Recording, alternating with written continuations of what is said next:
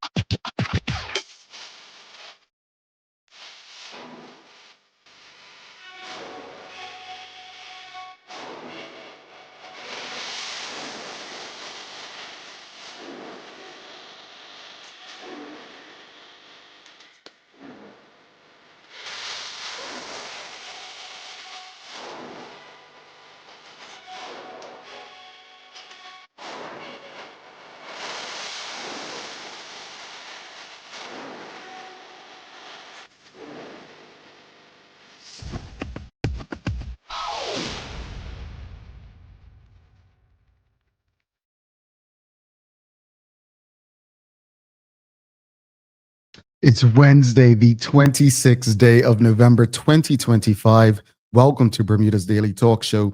It's the Daily Hour brought to you by the BAC Group of Companies, Medical House, Lindo's, People's Pharmacy, and a big shout out to HSBC Bermuda for ensuring that we can do this with you on a regular basis and pump through the radio airwaves on Hot 107.5 with these most important community conversations. I'm Jamel Hartman, and we'll have a news break from Teo Dill in a bit. How's everyone feeling? For most people, today is the middle of the traditional work week. It's hump day in Bermuda. For those in the United States and those in Bermuda who do celebrate, it's the final day of the traditional work week as you go or head into the Thanksgiving holiday period. So whatever today means for you, I just do hope that it is a good one.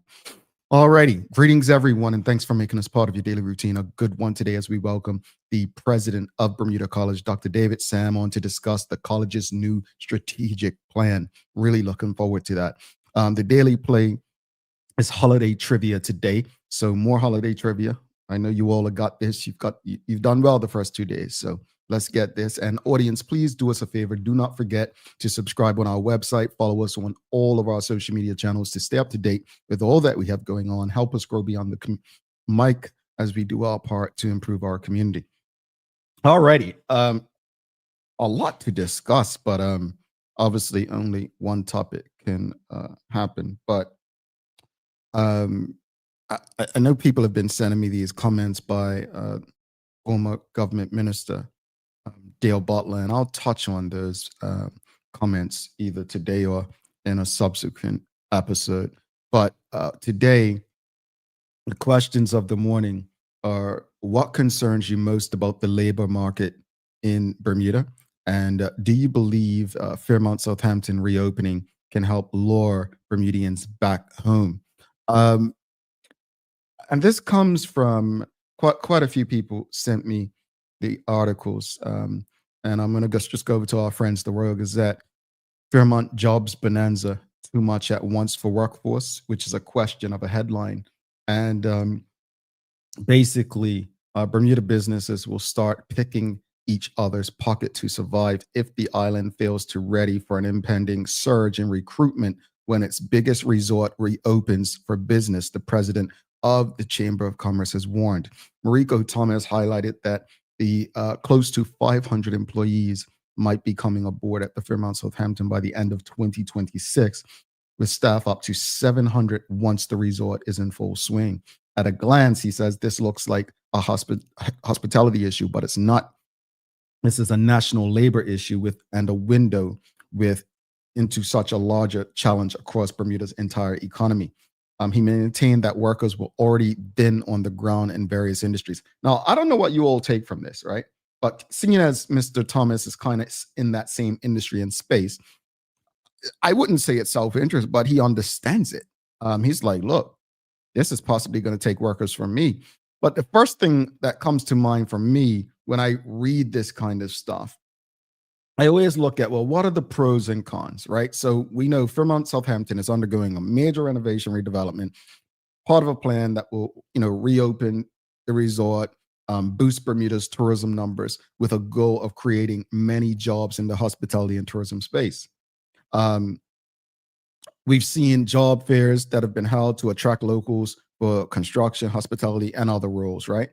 Um, but reports are suggesting, especially local labor, may be under pressure, right? So, what some of the positive opportunities, like what's good from this? Well, it is major job creation. Redevelopment could deliver hundreds of new jobs, as I mentioned, in construction, hospitality, and other services.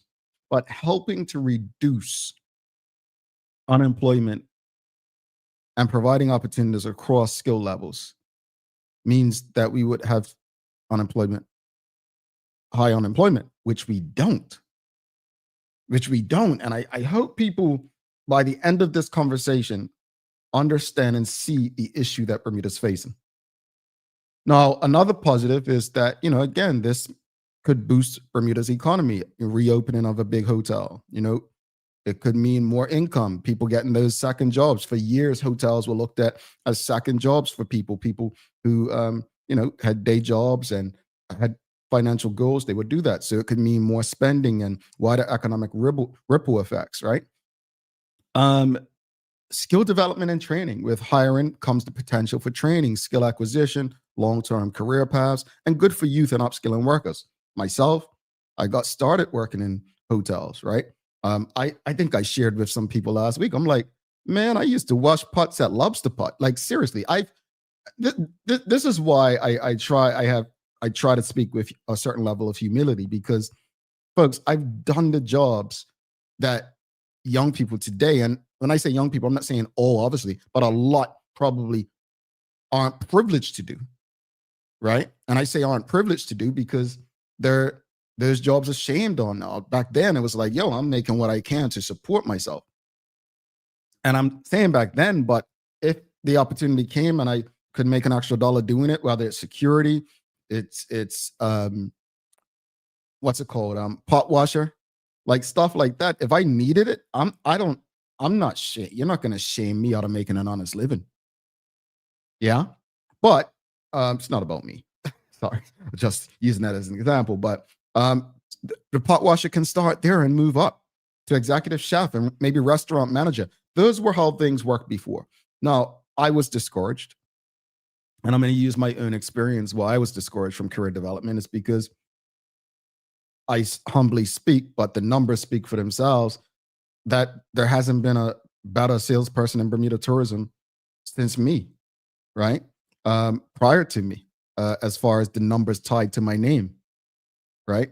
Um, Hazel Clark was just an anomaly. She's a different level, right?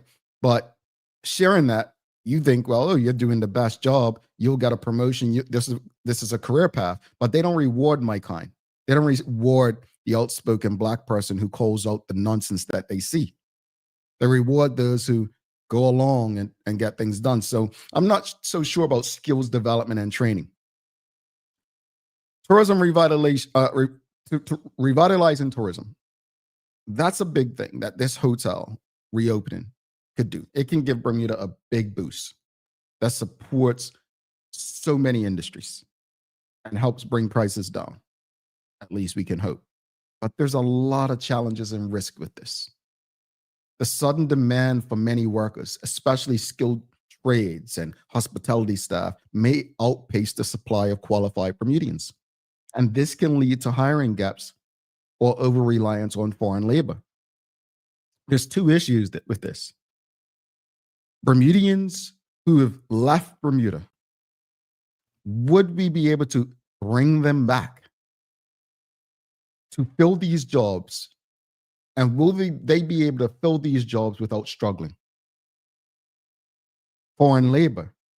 Can Bermuda still compete to bring foreign labor with the cost of living what it is in Bermuda? Quality concerns. Rapid hiring can sometimes compromise training, workmanship quality, or working conditions, especially if workers are inexperienced or undertrained, because you're just trying to get people in position, right? There's so many challenges. The stress on the local housing market when we talk about foreign labor. Where are they going to be housed if we do get an influx of workers?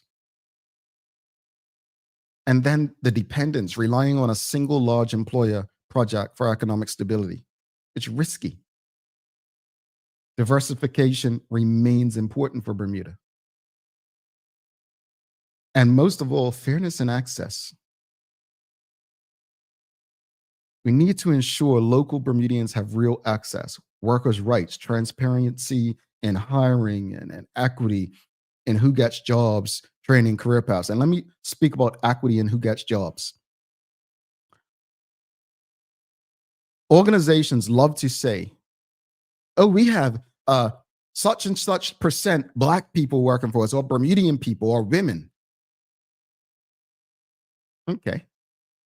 Now go and dig a bit deeper and see what roles these people have. I worked at an organization once, and they spoke about the number of minorities they had. That's what they termed minorities. Now they weren't in the C-suite. The C-suite were all white, mainly male. They weren't in management or middle management. They were just about entry level. They were the service jobs, cleaners, custodians, customer service. So we have to be careful with that as well. Again, this is your daily discussion brought to you by Titan Express and Secure. What concerns you most about the labor market in Bermuda? And do you believe Fairmont Southampton reopening can help lure Bermudians back home? Do you believe it can help lure Bermudians back home? Dr. Anthony Richardson says, let me bring it to the side. Can't see myself. It may lure some Bermudians back, perhaps on a seasonal basis, but not in sizable numbers to make a difference. Bermuda still remains very expensive for the average Bermudian. With housing for just general cost of living remaining so high in Bermuda, it's doubtful Bermudians will return in sizable numbers enough to make a difference. I think that's fair. I think that's extremely fair. I think it's extremely fair to understand that. I think if, again, hotels, for some were seen as second jobs, and others, they were seen as careers. I'm not quite sure, and I don't know for a fact what they're paying, but I'm not quite sure most full-time jobs in hotels are going to be paying a single person enough where they can survive just on that salary. And that's a challenge that we have in our community that I don't think we discuss. Ariana Hudson says, is it over-reliance when it's a legitimate need? Is it over-reliance when it's a legitimate need?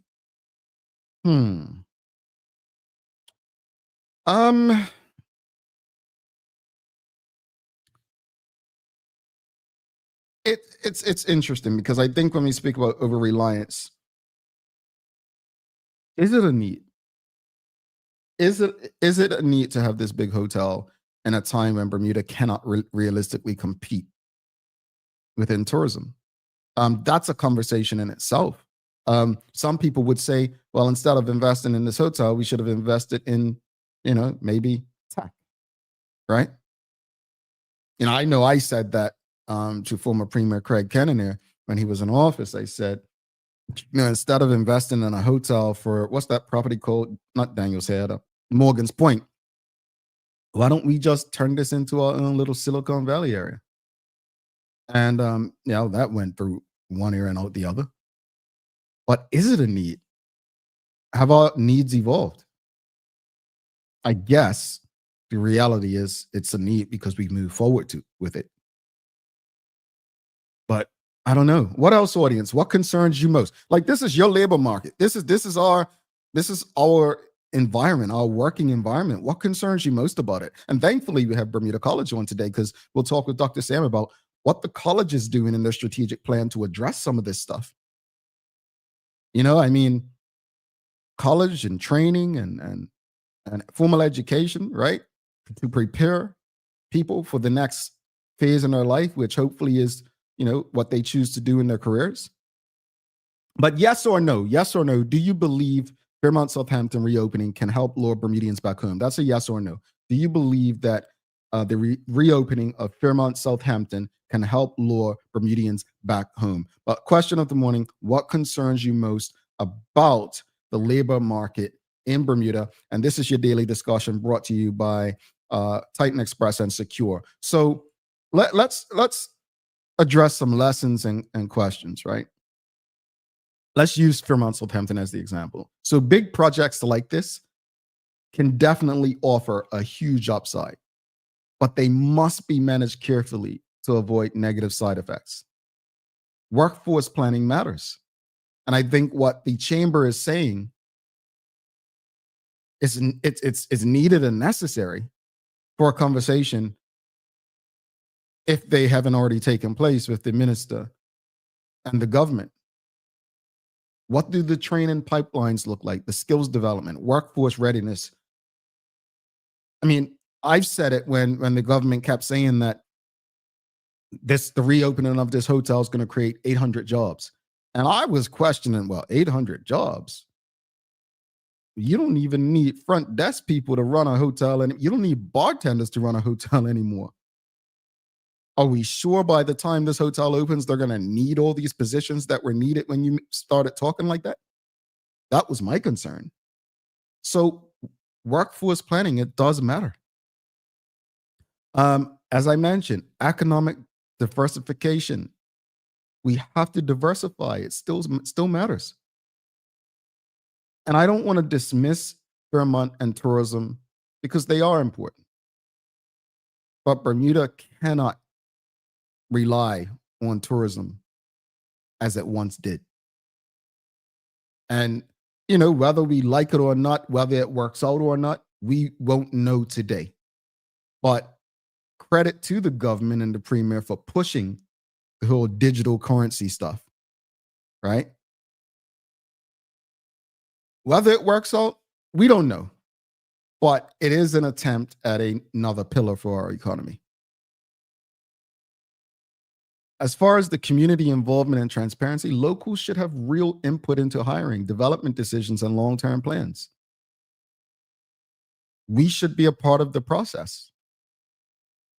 And Bermuda desperately needs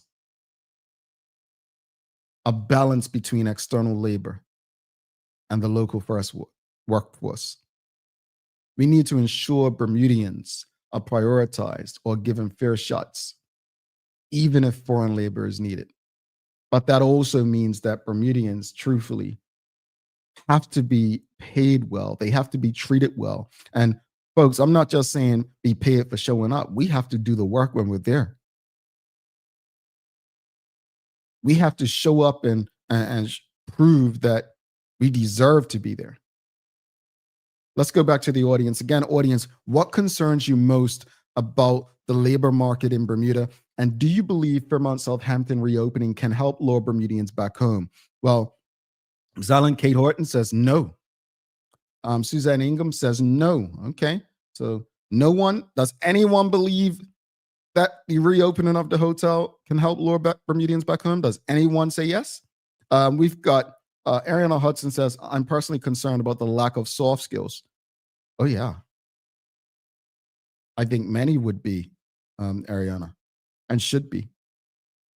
We've got Dr. Anthony Richardson says, Bermuda seems to have difficulty in truly diversifying the economy, leaving Fairmont Southampton as the only game in town. Even if this hotel opens, the government still needs to promote a diversified economy. Absolutely, Dr. Anthony Richardson. Absolutely. Ariana Hudson says, we need a vision for Bermuda generally, but we also need a clear plan to ensure that Bermudians are prepared to get in and climb. That's it right there, as I just said. When we get these opportunities, we have to take advantage of them. We have to show up. We have to prove that we're not here because we're Bermudian, but because we are able. We've got to show up and do the work and prove to ourselves that we belong. I agree with you. Kenton Trott says, good morning, TDH family. And the recent job report had indicated that jobs increased by 1.5%. However, 90% of that were contract workers. I am optimistic about South P. However, most will be contract. Yeah, I did see a percentage somewhere. Was it that same article? But I did Yeah, she had a 1.8% rise in jobs last year, but with 95% going to non-Bermudians. Yes, 95% going to non-Bermudians. That's crazy. I'm going to use it. This is incomparable, but I'm going to use it anyway. How do you think Americans would react to something like that? This is not xenophobia. As a Bermudian who's spent literally all but 3 years of my career outside of Bermuda and had the privilege of working in two industries that are very hard to get into, I understand and appreciate those who want to grow jobs for, fellow Americans. I get it. But I also approach it with love, care, and understanding and respect. And I know that, look, I have to work just as hard as the next person or harder so that they don't feel like, oh, he's just taking my job. No, I want them to feel like a colleague, a teammate. Dr. Anthony Richardson says the Bermuda economy lacks excitement and energy and encouraging the creation of a diversified economy. Kenton Trotz says it might lure people back. One reason I left hospitality is the pay was not comparable. Yeah. And people got to keep in context, right? Because there are so many people like, oh, well, I bought my house, this and that, and I did this and that. Folks, inflation is crazy. You could do a lot with a very little 20, 30, 40, 50 years ago. It's not like that anymore. It's not. You have people, two income households making $150,000 plus. And they're not struggling because they're living fancy and taking trips and stuff. They're struggling simply because just the daily needs, groceries and living expenses, mortgages, rents. And they have honest living. It's not easy. I agree, Suzanne. You have to show up and actually work to get paid. No dragging your feet. We've got Allison Russell says not enough Bermudians trained properly from young to go into hospitality. Should be from about age 14, 15, like back in the 60s and 70s. I agree, but times have changed, right? And I think, again, I'll never forget, and I've shared this on the show before, that when I was working at Bermuda Broadcasting in the summer of 2011, and a man called the talk show and he says, oh, I don't want my child working on somebody's front desk making a little bit. And I said, well, that's no way to look at things. I mean, that child could start on the front desk and end up being the hotel manager or, whatever. But the point was that things have changed, that the pay went up for so many industries except hospitality and tourism. And in Bermuda, it's really hard to live on their salary. So I understood the man's point. Just don't agree. Alan Kate Horton says we are the new Cayman. I think there are so many people who are proud of that. Unfortunately or fortunately, however you feel. Kenton Trott says it might sound harsh, but I strongly believe that Bermudians should come first and foremost, especially in the civil service. Kenton, they're going to start calling you. What's that America First organization? Is it MEGA? Make America Great Again. They used to be America First, and now they're split, like the Republicans split, because some feel differently.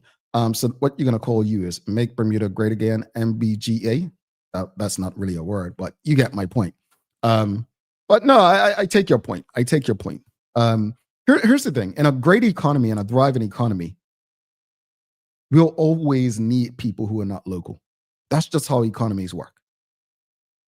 In a thriving economy, there will always be others who are needed. The thing with our economy is that many would argue that it's not thriving at this time. Michael Daniels says, I believe that at a time as this, when Bermuda is experiencing an industrial revolution, hospitality can give the average man in the street a chance at closing the income gap that presently exists. Also, if they don't pay that much, just if you don't mind, because a few people have said that. Glenn O'Chase says, good morning, Bermudians being employed, it'll be bare minimum. What comes to mind? The golden rule. Whomever has the gold rules, government's hands are tied in this situation. Foreign workers will definitely be the majority percentage-wise. I don't think anyone would argue with you, Mr. Chase. I don't think anyone would argue with anything you said, unfortunately. And we'll close it out with these comments. Ellison Russell says, we are not holding the PLP accountable. Why? Because they look like you, me. These hotels are paying absolutely nothing. I'm not going to disagree with you. I don't think we do hold our government accountable. We have conversations like this on this show time and time again. We don't. I always tell government officials, I'm not here to make you look bad or be disrespectful to you. I just don't agree with the minimum wage. I don't understand how you can possibly lower the cost of living. In some instances, the government's hands are tied. In other spaces, it seems like the government and their close friends and family are making out okay, but the majority of the general public and average Bermudian isn't. So, yeah. All right, folks, this is a daily discussion brought to you by our friends at Titan Express and Secure. I love that we're so engaged in this conversation, but we have to show some love. We have to go to the news break because we've got Dr. Sam from Bermuda College. And actually, this is a great tie-in. This is a great tie-in to today's discussion because Bermuda College's strategic plan is actually, I've read through it. It may address some of this stuff. And you all, I want people to understand one thing. Whether you attended or attend Bermuda College, it's our only institution of higher learning in Bermuda. I think we all are stakeholders. We're board members. And so this conversation, I really, truly do hope that you do engage and provide feedback, ask questions. I'm excited that there is a strategic plan. Let's show some love to Titan Express and Secure, and then we'll get to the news break with Teo Dill. The Daily Discussion is brought to you by Titan Express and Secure. Visit TitanEXBDA.com, your leading tour and transport provider specializing in Black History tours throughout the island. And SecureBDA.com for all your property management, waste management, residential, and commercial trucking needs. Professional, punctual, and reliable service is our commitment to you. All right, folks, before we get over to Teo Dill, do us a huge favor. If you are tuned in on Facebook, LinkedIn, YouTube, Twitter X, or Instagram, do us a big favor and hit the like button, the love button, the share button. Just make sure everyone you know has access to these most important community conversations as possible. It's our community. It's the one that you live and work in. Let's get to Teo Dill for your daily hour news break.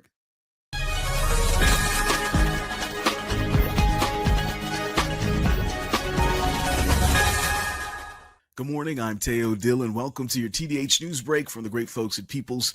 Wherever life takes you, Peoples is here when you need us. A familiar face, a caring hand, and a reminder that you matter. Of the 63 people who got speeding tickets over the last weekend, 2 were driving faster than 100 kilometers per hour. This from the Bermuda Police Service, who shared that the highest recorded speed was 103 kilometers per hour, while Acting Superintendent Robert Cardwell shared that it's especially concerning that despite the ongoing public notice that police are on the road conducting speed checks, that people would still behave so irresponsibly with a significantly magnified risk of injury. The BPS statement added that because we're entering the holiday season with all the related parties and gatherings that we can expect, quote, a heightening of our ongoing roads policing operations. Now, with all that in mind and how every single one of us either sees unsafe speeding on the road every day, or maybe we do it ourselves, or maybe a bit of both, I wanted to see how we compare to similar countries as far as speeding is concerned.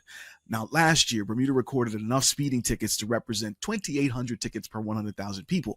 In the UK, extensive speed camera enforcement pushes their rate to around 4,000 per 100,000. Cayman recently experienced a major enforcement crackdown, driving its rate up to roughly 6,400 per 100,000. And the US issues about 100,000 speeding tickets a day, topping the list at around 11,000 per 100,000. Now, for other small islands, there's no available data on this point to speak of. Here's the takeaway from all this. Our detected speeding rate is lower to way lower than Cayman, the UK, the US, but these stats don't necessarily reflect that we're engaged in safer driving. Rather, they're more likely due to enforcement intensity.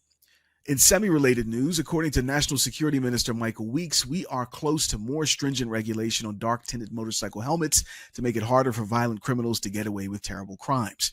Minister Weeks shared as much with our friends at Magic 102.7 on the All Front show hosted by Dr. Lou Simmons. Yes, we do for cars. So now we're looking at the car legislation, and we're going to try to apply it to the helmet visor.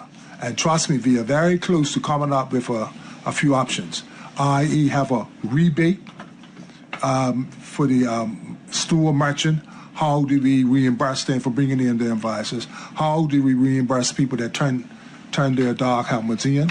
So we are very much down the road of addressing that issue.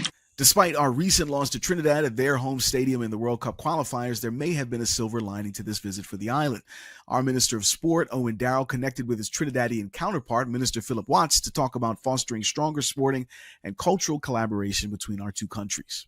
The visit included a tour of the country's top-tier sporting facilities, including the National Cycling Velodrome and National Aquatic Centre in Couva. The delegation was guided by Sport TT CEO Jason Williams and his team. Minister Darrell praised the venues as world-class and unrivaled in the region, expressing admiration for the investment made in sporting infrastructure. During bilateral discussions, Ministers Watts and Darrell focused on deepening cooperation in sport and youth development, with a shared commitment to building lasting partnerships across the Caribbean. And weather-wise, we've got at least one more day of clear, bright skies ahead of us before conditions start to get a little more gloomy through the rest of the week. Today's partly cloudy skies and gentle breeze will look different tomorrow due to high pressure drifting away to the east, making room for an approaching cold front, which will gradually push up the wind strength and dump some more rain on the island by late tomorrow and early Friday. That's your TDH News Break, brought to you by our friends at Peoples. I'm Teo Dill. Back to the show. You know, my attention span's not that great. Thanks, Teo. He said someone was going to clock 100 kilometers. How the heck? Like what road? Like we're maybe I don't get what area in Bermuda can you really safely go that fast on a straight? Like what is it, like Magal's, or is it somewhere in north? Like at what time of day where there's no other traffic in front of you? I'm maybe Crow Lane. I don't know. Help me figure that one out, folks. I told you all yesterday. I told you yesterday. As I ride through Bermuda, I'm surprised there aren't more collisions because of the amount of blind driveways that people have to come out of. I don't trust anyone else enough to go that fast. Our bodies are so flimsy that once you hit something, I mean, it's over. But I'm pretty sure he said 100 kilometers. Anyway, days of the year, folks.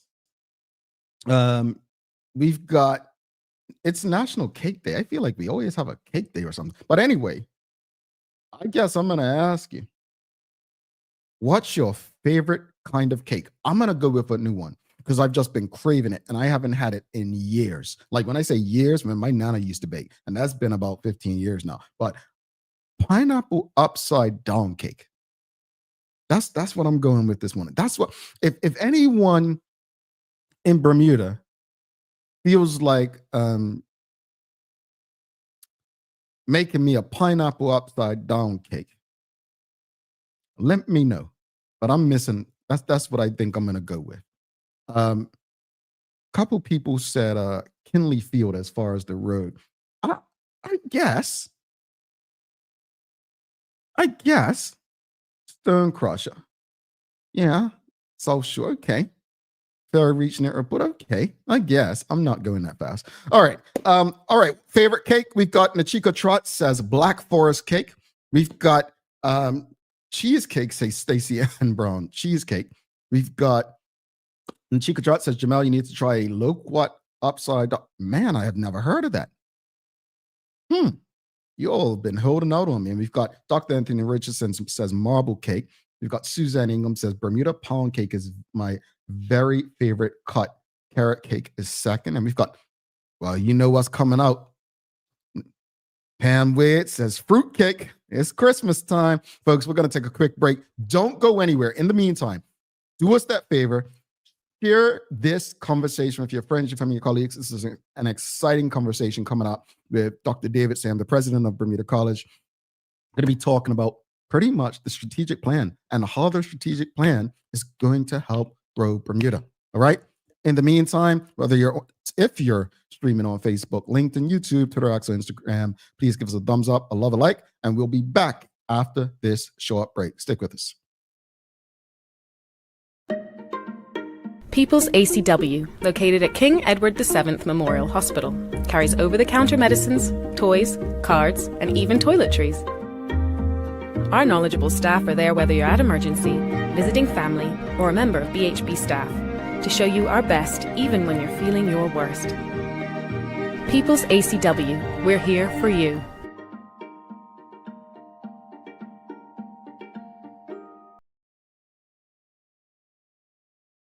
Take a look at our workbook for construction workers and tradesmen. Durable, stretchable in all the right places, and plenty of options for tools and accessories. Paired with our wide range of tough and comfortable footwear, you can't go wrong. As you can see, Medical House really is a one-stop shop for everybody. We can't wait to see you. See it all at our new expanded location on Bakery Lane. Discover Drop It, your go-to grocery delivery. Browse and select from a wide range of groceries, from fresh produce to daily essentials. Our friendly drivers deliver fresh groceries to your door fast, saving you time and hassle. With Drop It, you get fresh groceries delivered fast so you can focus on what really matters. Drop It, freshness at your doorstep, delivered to your door with Lindo's. Why go anyplace else? Shoe bite? You can't say that. Oh, sorry. I'm just here practicing for my family game night this Christmas. Check it out. Shoe bite, Bermuda's own twist on the classic word guessing game, is here. Get ready for laughter, friendly chaos, and a whole lot of Bermuda flavor. And here's the best part. One lucky box has a golden ticket with a grand prize courtesy of One Communications. So visit BermudaTrivia.com to find out where to get yours today. Now, shoe bite, I'm trying to practice for my family game night. At HSBC, how we do business in our community is as important to us as what we do for our community. This is the 6th year that HSBC has graciously funded the She Leads program. This year we have over 30 girls who have registered from middle schools across the island to participate in this real-world experience, which exposes young girls to all kinds of traits and qualities and skills that they will need as they move forward in their leadership journey. It's a really wonderful time to be a girl in the world. There are so many opportunities open, and we want to make sure that our girls are prepared to take the lead in whatever spaces that they move into. So this program provides them with really kind of the groundwork to get those careers and those life journeys started. We want to thank HSBC so much for contributing and being the major sponsor for this program. Without their support, we wouldn't be able to have our girls participate at no cost. Everything is provided for them thanks to HSBC, and we really want to thank them for their support with this program. Thank you to all of the charities, corporate partners, and HSBC volunteers for your commitment to our community. Every space has a message, whether it's a store, a government office, or a doctor's waiting room. With Store Tunes Radio, transform your environment with customized music and professional messaging that keeps people informed, engaged, and at ease. Easy to use, built for organizations of every kind. Powered by Bermuda Communications Group. Store Tunes Radio, the soundtrack to better customer experiences. Visit StoreTunesRadio.com to learn more.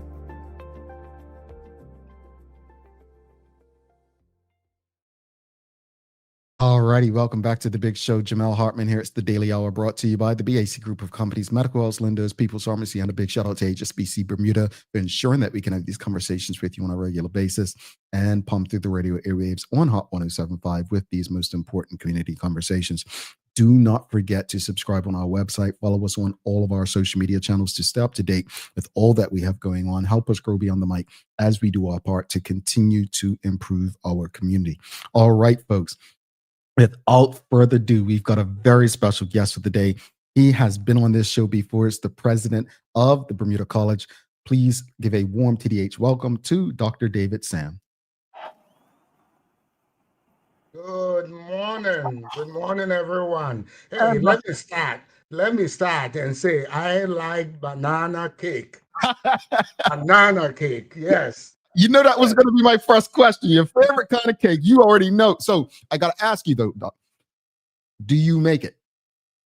No, but I buy it.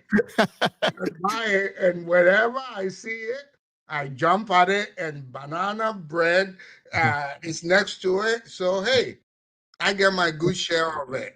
I think we're aligned. It's for me, and let me just say this because my stepmom, I was supposed to be fasting this week, but she made some pumpkin bread. And everyone knows pumpkin's my number one. Then after that, probably banana. But she made some pumpkin. And man, it's the most delicious thing ever.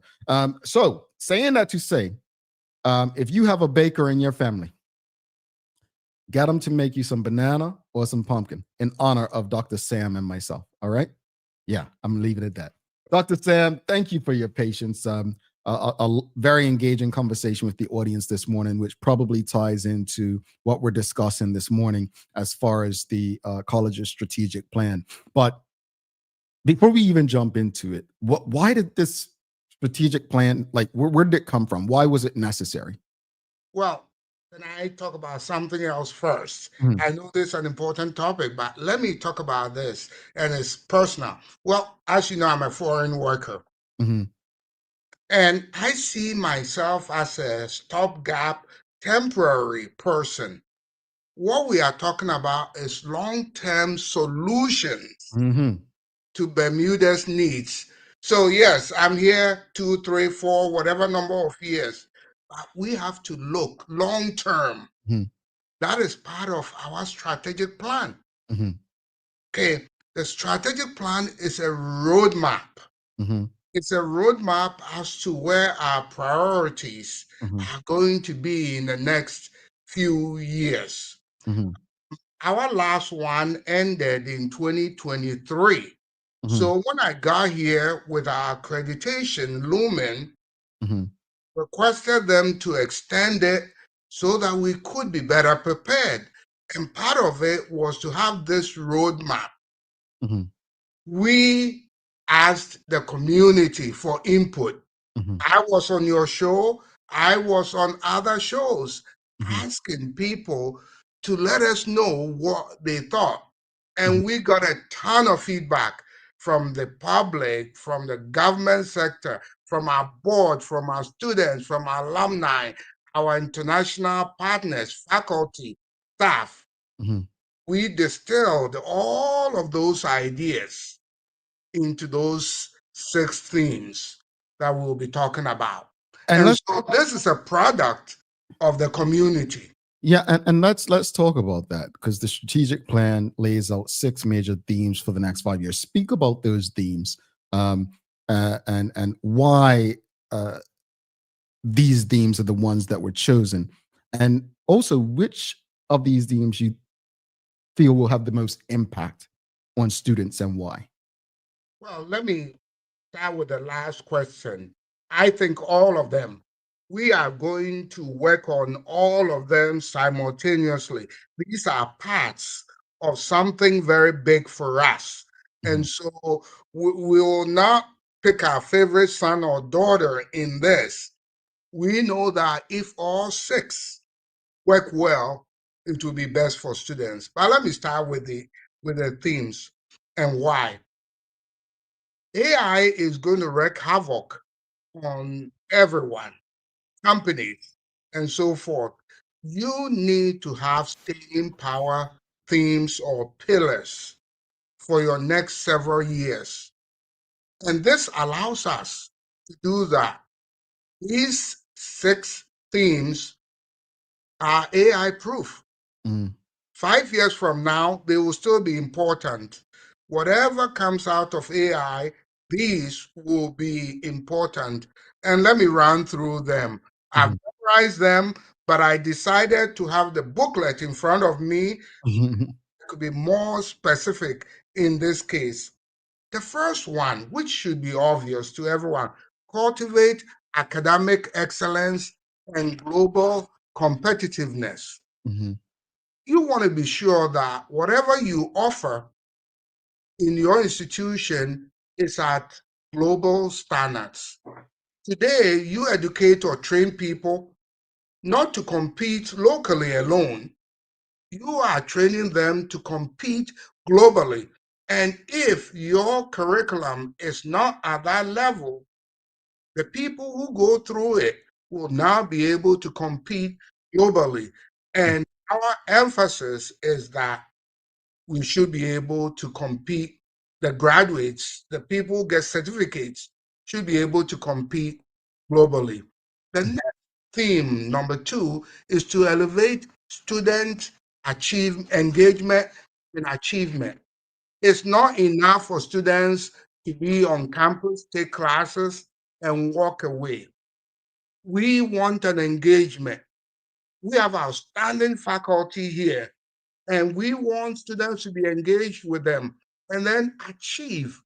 See, students make decisions to come to us for a variety of reasons, but prominent among them is the fact that they believe we can get them to the next level of their personal lives.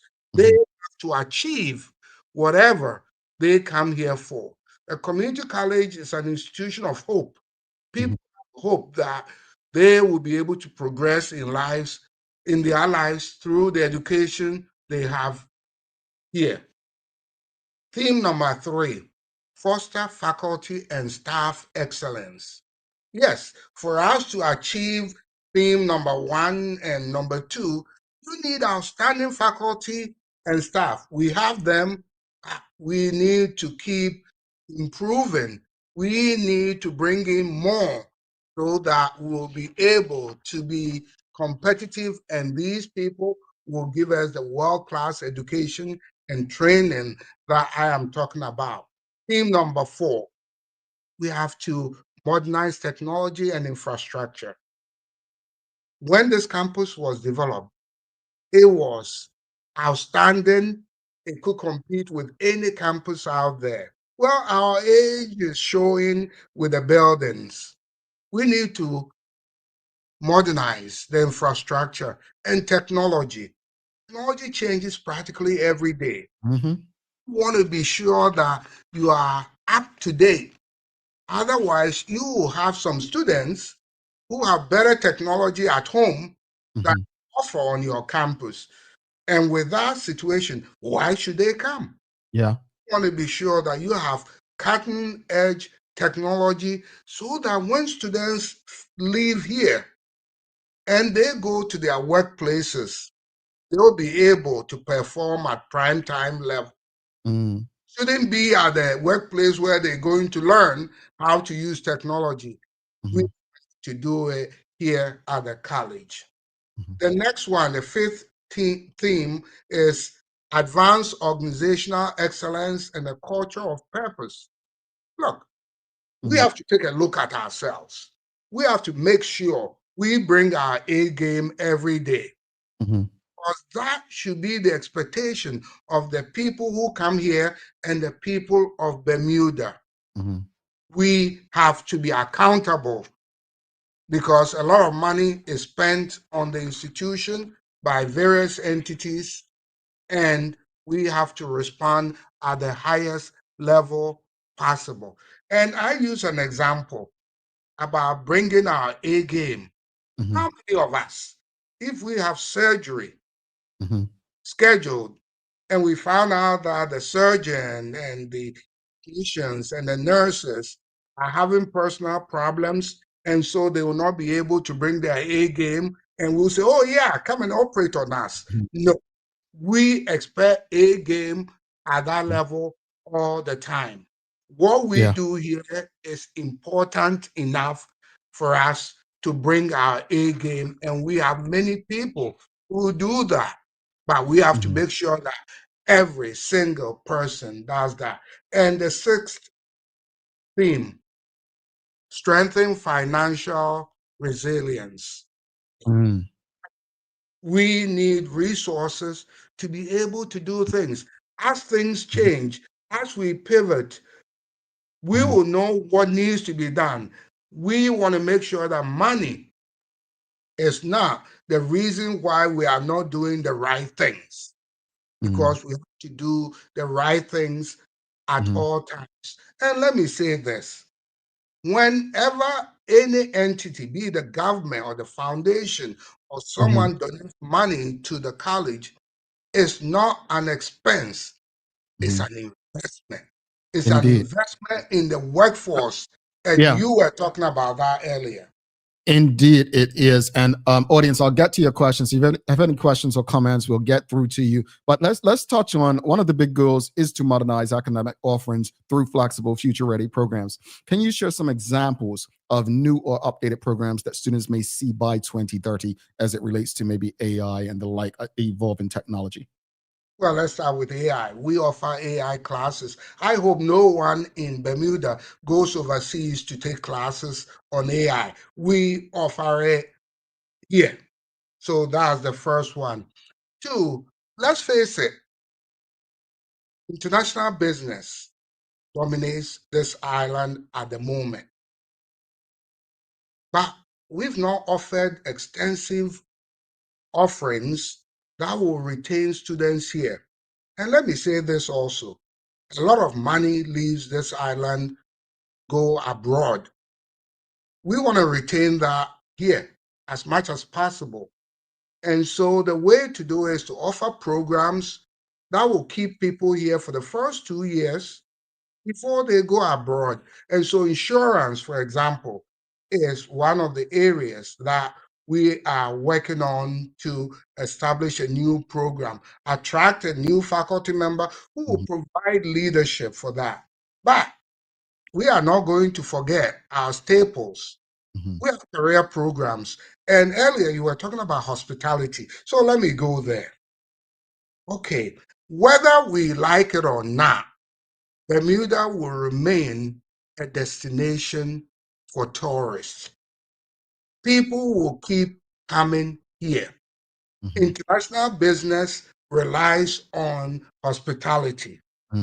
So we need to have people trained in the various wings of hospitality so that they can serve not only international business, all the tourists that will come here, because this is a safe, wonderful place. You put aside the seasonal hurricane, the Melda, and so forth. Hey, this is the place to be. Yeah. So hospitality will remain one of the areas where we train people. And I see you are ready to jump in. For those tuned in on the radio, we're talking to Dr. Sam, the president of Bermuda College. I just want to flip gears because something, I was never an academic, but something that got me to like school was student life and activities. This plan talks a lot about elevating student engagement, everything from campus life to wellness spaces. How will the students' experience look different under this new strategy? Before the pandemic, student life was very vibrant at this institution. I think the pandemic did a number on the institution compared to, at least what I can say, my former institution. We got out of it very quickly. Right after the emergency was lifted, we said we are back fully, and student activities and so forth started. We are gradually coming up now. The engagement, the excitement that people are familiar with Bermuda College, we are bringing it back. We are hoping and planning on activities on a daily basis so that when you get here, you will have something. See, it's like providing a menu. We are not going to have just one meal for everyone. It's a menu so that whatever your interest is, you'll be able to plug in and have a wonderful day and not just take classes and then leave campus and go away. For example, we do not have a full food service on campus. So there are many people who come take a couple of classes and go off campus to find something to eat. Well, we are working on our student center thanks to the generosity of a donor. It's going to be upgraded, and part of it will be a cafeteria where we'll be able to serve some food. And so the experience of students gathering around that has been a little bit missing, elevated during that period. Gotcha. Thank you so much for that, Dr. Again, folks, and I don't say that to make fun of myself or others. I just know that student life is so important for those who may not be academics. It can give you a lifeline, like you do belong in this space, just in a different way. Let's go back to technology. I was reading something on LinkedIn today, and it was basically speaking about how in like the 80s, educators were protesting calculators the way how some are protesting AI today. And you've spoken a lot about AI, but technology upgrades in this plan feature prominently in the plan, from island-wide Wi-Fi on campus to digital textbooks. I mean, I don't know if you'd have to still pay for digital textbooks, but I just remember lugging these expensive, heavy books around campus, but also modern learning spaces.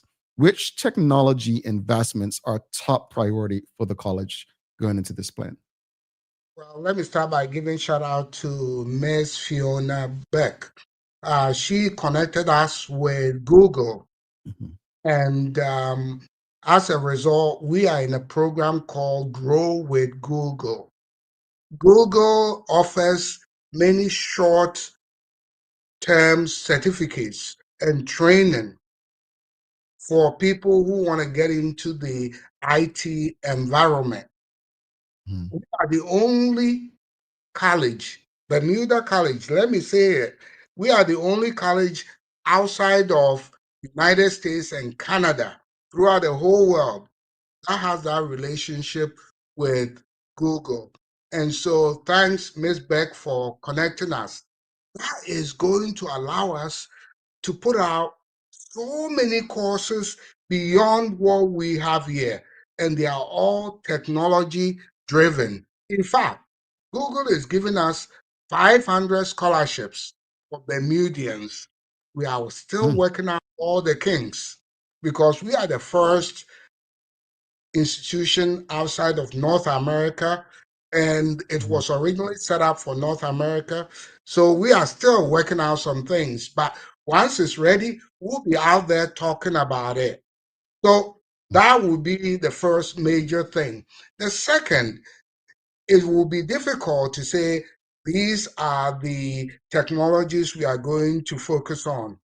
First, we need to make sure that the hardware is up to date. If you do not have up-to-date hardware, it may not be supported through certain software. Secondly, softwares keep changing, and we have to be able to position ourselves to pivot. And part of this strategic plan is our ability to be able to change, to pivot, to be agile. See, the 6 themes I said are AI proof, but the goals under them will change. We talk about 5 years. We know that in 5 years, some of the goals would have changed. It's been designed in a way that will allow it to happen. And so we will use technology effectively.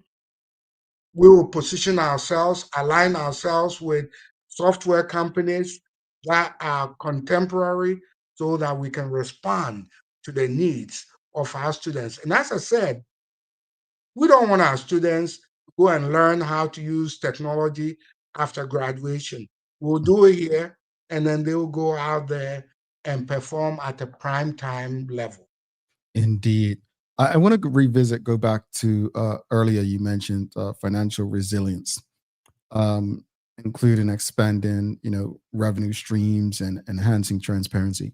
But how does the college plan? I mean, we see it happening in colleges in the United States, finances, especially during the pandemic, some schools losing accreditation and the like. But how does the college plan to balance one of its biggest assets, or selling points, which is affordability for students, with long-term sustainability? Well, and that is always going to be important, making sure that it's affordable and accessible to students. If you do not do that, you will disenfranchise people. This is an open admission institution, and we have to make sure that it is always affordable. Look, let me get into some of the realities of our finances. Over about a decade ago, we were getting a certain amount of money from the government. That has shrunk over the period of time. We are now making the case that we suffered in silence and that we need those funding to be able to perform at the level that the government and our stakeholders expect.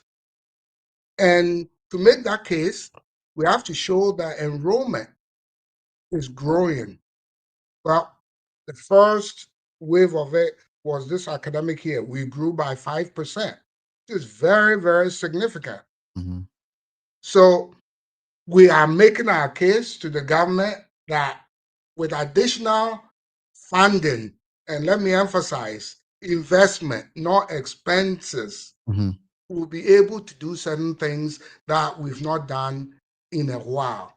And that will ensure that tuition remains lower for the students. Let me add another dimension. Recently, we were authorized by the Ministry of Economy and Labor to be able to bring in international students. There are many colleges in the United States that bring in international students as part of their revenue expansion. It's important that they do that. Well, we have the opportunity now to do it. What does that entail? Well, we have programs that may be unique to us. For example, what is a better lab to be trained in insurance, reinsurance for the whole world? So part of what we would like to do with international students, recruit international students to come and study insurance and reinsurance here in Bermuda. And part of what we want to do is to liaise with the industry leaders in other countries and ask them, what is your pipeline for the future? Pipeline goes through Bermuda. And so if you have a classroom here now with 20 seats and you have 12 students, you can bring in 8 students without changing, without costing the institution a cent. That becomes additional revenue. We are cognizant of the cost of living here. So we want to find ways to make sure that one is attractive for the international students to come and that they will be able to afford it. But being financially resilient is critical for the success of the institution. The Bermuda College Foundation has done a fantastic job raising funds to help modernize some of our classrooms and other spaces. We need additional resources to be able to do certain things. Indeed. Charles H. Jeffs II, he's asking, good morning. Does the college have a partnership with Cocoa Reefs or other hotels to provide hospitality and back office major students such as HR, accounting, etc., with real world experience? Yes, we do. Let me start first with Cocoa Reef. First of all, we are the landlord of Cocoa Reef. We own that facility and they've leased it from us. We have a relationship there. We have new leadership in the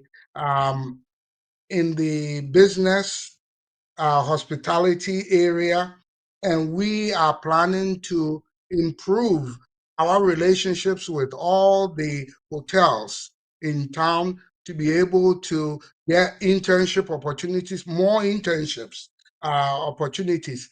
What we are lacking are the students. It's not the training that we need to do here or the placement. We lack students. We are out there talking about it. Every opportunity I get, I talk about the need to have more students. We know that the birth rate has been declining. So fewer and fewer students are coming through the high school system. Secondly, it's been over the past decade, it's been easier for Bermudians to go abroad especially UK, to be educated. And so, and we also know the number of students who will graduate from our high schools over the next 10, 15 years. We know those. Those are fewer numbers. And so our focus is going to be more of the adult learners. The high school students, we have access to them. We know, we work with the schools. We can have access to them. But the adult learners, we do not have their addresses. We do not have their phone numbers, email, and so forth. That's why forums like this is so important. This is the only way we are able to talk to adult learners. Say, Bermuda College is here. It is for you. If you have prior learning experience or work experience, some of that can translate into credit. Come in. Some people are sitting on credits without any credentials.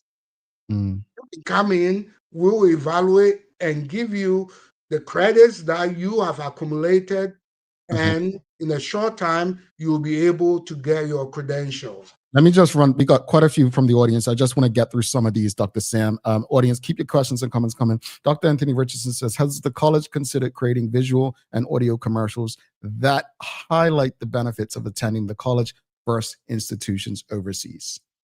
We've done some, and whenever I get the opportunity, I say it. I say that, hey, there are benefits in coming here first. Studies in the United States shows that students who go to the community college for their first 2 years do better when they transfer to the four-year institution than the native students. There are benefits there. And then here, when we talk about costs, what I hear is, oh, there are many families that can provide the education for their children abroad. Well, let me say this. You can provide it, but we have outstanding world-class faculty that can provide a foundation. And many of the students coming out of high schools would benefit from a year or two of education here before they go abroad. Did you know that in many public universities in a place like United States, 60% of the students get their degrees in 5.9 years? There are reasons, key reasons for that. It's no longer a 4-year degree for many. You get a foundation here. And then in many of the public universities, you'll be lucky if you see a professor your first 2 years. At Bermuda College, from day one, you meet a lecturer, professor who work with you. I'm not dissing going abroad, no, but I'm saying the first 2 years that you have here, working with a professor will give you that foundation so that when you transfer, you can do well. When I was in US, I used to joke with parents and say, look, your child wants to go to my alma mater, Northwestern University, and let's say it costs about $70,000. Okay? 4 years. Let them come here 2 years. They can transfer to Northwestern and save $140,000, and then you can buy your kid a car. The kids are happy. The parents will, yes. It makes perfect sense, but I just want to get through these questions, sir. So I just want to keep it more concise. But Ms. Horton, Ms. Ellen Kate Horton says, we have a housing problem. Where would the students reside in terms of the international students? We are working on that. We are exploring the possibilities nearby. Some people have suggested we build a dorm. That will not be in the short run. But there are some housing nearby, and we are exploring all of those things. That's why our major foray into bringing international students will not be fall of 2026. We are hoping it's going to be fall of 2027 so that we can iron out all of those issues. We are working with some entities, and I'm not at liberty to mention some of the names, but if all goes well, we'll be able to get some housing within walking distance so that it will not involve much of transportation costs for them. And then if it works out well, there could be some cafeteria food in those facility to bring down the cost of food. And so, yes, there are many, many issues related to bringing international students, and we are working through them at the moment. Alrighty. Jeff Assembly says, coming out of the pandemic, has Bermuda College seen a decline in students' preparedness for college courses? If so, what is the college doing to mitigate this issue? It's not only Bermuda College, it's global. Okay. Before the pandemic, there were people who knew that they didn't want online education for whatever reason. Everyone was thrown into online education. And so there are people who still do not like that. And there are people who have now embraced it. But yes, globally, we are finding our students miss quite a bit during the pandemic. And we are putting together some programs. For example, we have placement tests, college placement tests that students take in order to be placed in math and English classes and so forth. In many places, students may have a bad day, a bad hair day or bad day, and may not place at the right place that they need to be able to continue their schoolwork. Meaning, someone could be at the college for a year and has not earned college credit. We are developing a program, a summer bridge program, to help students during that time to be able to better prepare to take the placement test so that they will be at the right spot to be able to continue the education. But you are right. And that has caused a lot of problems, and we are working through that. And we have a new strategic enrollment plan that was shared with our Board of Governors yesterday by Ms. Nichika Track yesterday. And it lays out all the things that we are going to do to help students transition from high school to college. This week, I jumped into a taxi and I was going, we're going, and the driver mentioned to me that when he finished high school, he spent 3 months at Bermuda College, but never went to class. I can relate. Always in the gym and never went to class. And I asked him why. He said, well, in high school, the teachers, the staff, and everything will make sure that you go to your classes. They'll tell your parents and everything. The college, no, we don't do that. It's a very steep step for many people from high school to college. And we are poised to do many things that will help with that transition. Yes. So the students will be better successful than ever before. That's a Bermudian pastime story. When I say I can relate, that was it. I didn't realize the freedom I would have. I had never had this kind of freedom, and so that is a relatable experience for me. One last question from the audience before we let you head out is Philip Trott. He was asking, where can we find the strategic plan? Is it on the college's website? The college's website, www.college.bm. You get it. We have a new website. Is, I think, no more than 2 weeks old.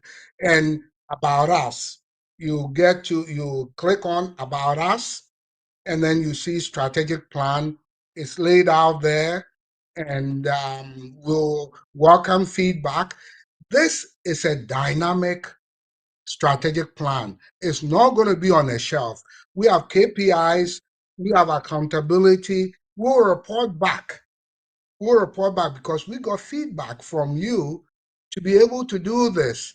And you see the changes that will come as a result of this. 5 years from now, you see it. Some of the things will be different because 5 years is a long time. But the themes will be the guiding pillars for us. I was trying to get on the college website just now, but it's telling me it's a threat. I'm going to try a different browser because I just want people to see it on the About Us section. Let's see if it will let me. So it works on Safari, but on Chrome, it gave me some message basically saying your connection is not private. So just want to make sure that folks, if you had challenges with Chrome, it does work on other browsers. But the About Us section, as Dr. Sam said, you can find and as also Nachika Trot says, you can find one About Us section. I've had a read. It's not very long. It's very to the point. So it's an easy read for anyone interested. And I really hope, okay, well, Michelle Grant used Chrome. It worked for her Chrome. Maybe I need to fix my settings. Thank you for that, Michelle Grant. But we appreciate that there is this plan in place, Dr. Sam. We definitely do. But something you said is really getting the investment from those in the community, because Bermuda College has continued to emphasize, it's a gateway to opportunity, right? For the whole community. And I said it earlier, whether you attended or attend. But what partnerships or community programs or pathways are being explored to deepen that mission? I remember a time where, I was talking about this as it relates to schools in the US, where past alumni make huge donations and the like. I don't know if that's the kind of thing that's happened in Bermuda, but are alumni donations a thing that's regular with Bermuda College, or is it something that you want to pump up, or is it really working with the private sector and asking the private sector, well, this could be your such and such room. This is brought to you by them. And what does that look like? Okay. First, let me mention that we are in the process of hiring a part-time alumni coordinator. It's a new position. We are starting with a part-time, and maybe one day it will become a full-time position to pump up our relationships with our alumni. The other portion, yes, we have rooms and spaces named after individuals or companies, and that comes out of the Bermuda College Foundation. That is the fundraising unit of our institution, and they've done a fantastic job, but they are continuing to make sure that resources are brought to the institution. You talked about partnership. One, we are going to continue with articulation agreements with institutions in Canada, United States, United Kingdom, and the Caribbean. Again, we want to make sure that the menu has several food items so that people can pick where they want to go to school and what programs they want to get in. I mentioned Grow with Google is big and it's going to explode with time. And then we have one that is almost there. We are getting to the crossing line, working with Department of Workforce Development. I remember at the beginning of your discussion, you were talking about workforce plan and so forth. The Department of Workforce Development is going to be located on our campus for a few more years, starting hopefully in January. And that is going to be a strong partnership so that there wouldn't be a question as to what kinds of programs are needed on the island. When they identify those, the training will be available next door with that. So these are some of the plans, and we'll keep building on opportunities out there. There is no partnership that we will turn down. Anything that will serve the interests of the college will benefit the students in the way of internships and employment opportunities and so forth. We will explore that.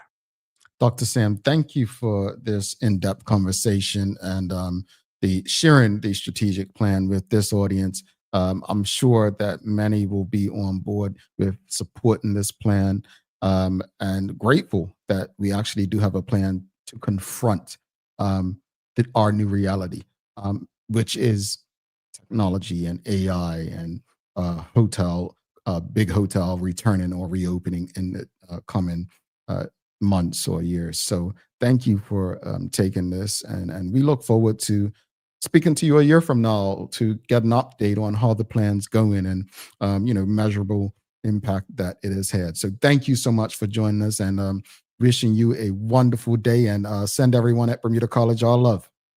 Yes, thank you. And can I say one more thing before I go? Sure. Registration for spring is ongoing. It's not too late to apply for admission. If you are interested, contact us and we'll make sure that you'll get into classes. And at Bermuda College, we will meet and exceed your expectations. Thank you very much. Thank you, Dr. Sam. Talk soon. Thank you. All right, Dr. David Sam from Bermuda College, folks. We're going to take our final break. Resident Mr. Famous says, always excited to hear from Dr. Sam. Dr. Sam is very passionate. He is passionate. I'm telling you, he'll make me a believer. So I definitely appreciate Dr. Sam, folks. Don't go anywhere. We're going to take a final break. Want to see who's going to get this daily play when we come back, and we'll wrap it up. So stick with us. We'll be back in about 2. Dreaming of expanding your business? With BDC's Loan Guarantee Program, we support your ambitions. Get up to 75% guarantee on bank or credit union loans up to $300,000. Just your vision and our support. Apply today and unlock new business opportunities. BDC, Bermuda Business starts here.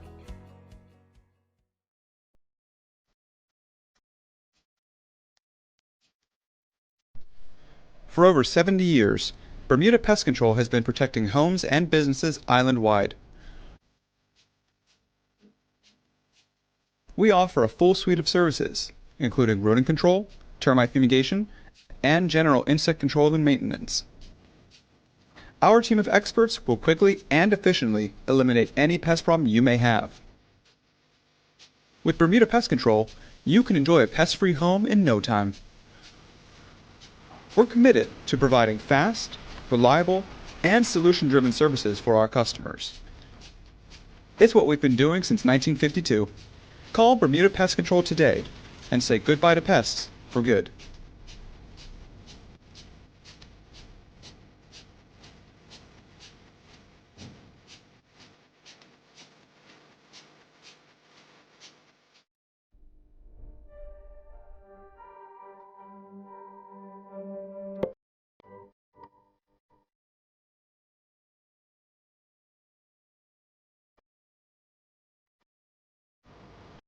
Looking for the best care for your pets? Nova's Ark Feed and Supply has everything you need, from top quality foods to toys and supplies. We've got it all. Join our frequent buyer program and earn rewards every time you shop. Plus, we've been awarded the Clever Customer Initiative program for helping you save more. And don't forget, we open an hour early on Saturdays so you can get a head start on your pet care. Visit us today or shop online for easy pickup or delivery. Your pets will thank you. All righty, welcome back to Big Show. Thanks again to Dr. Sam for stopping by. Always appreciate Dr. Sam and the Bermuda College for making time for us. Just want to give a huge thanks to the BAC group of companies, Medical House Lenders, People's Pharmacy, and HSBC for ensuring that we can have these conversations with you on a regular basis and pump through the radio airwaves on Hot 107.5 with these most important community conversations. Folks, if you haven't already and you're streaming with us on Facebook, LinkedIn, YouTube, Twitter, X, or Instagram, please go ahead, give us a like, love, follow, share the link with your friends, your family, your colleagues. It is time for the Daily Play brought to you by Bermuda Trivia. We've got Shoe By, the crossword puzzle, and a coloring book, along with a sports edition, all available now. Get your stuff ready for the holidays. These are some exciting Bermuda Trivia things. So follow Bermuda Trivia on Facebook, Instagram, Twitter, X, and TikTok to find out why it's Bermuda's favorite trivia game. All right, this is not Bermuda Trivia. This is holiday trivia, but I know you're going to get this right. All right, music. What Christmas theme song begins with, "Oh, the weather outside is frightful"?